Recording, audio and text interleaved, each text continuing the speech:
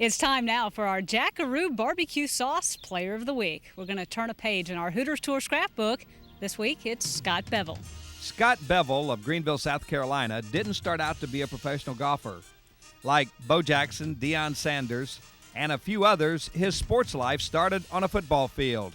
And unlike Jackson and Sanders, he wanted to make the switch from a team sport to an individual sport, golf. And Beville says golf can beat you up. The bruises are there. They just aren't as visible.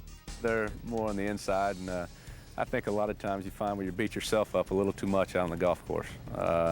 You expect a lot out of yourself, and all the time we spend practicing, that's why you expect so much.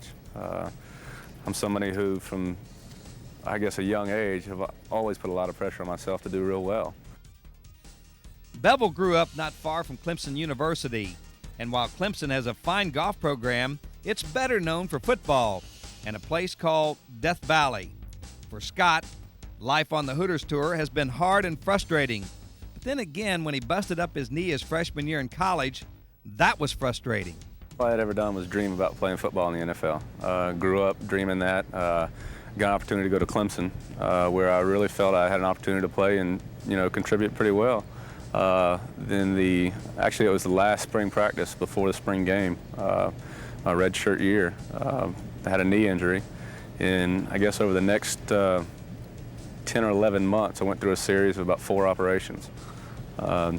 Spent about 8 months on crutches, and it was tough. There would be a job available on the football team, that of long snapper for the Kickers. We didn't have anybody, and Coach Ford and actually Coach DeAndrea, who was there at the time also, knew that I played quarterback also in high school, and said, why don't you give it a try? Scott not only gave it a try, he became one of the best ever at Clemson at that position. Golf?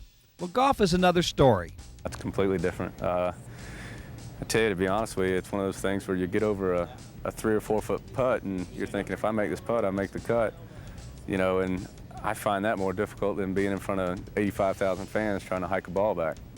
Scott doesn't have to worry about hiking the ball back anymore.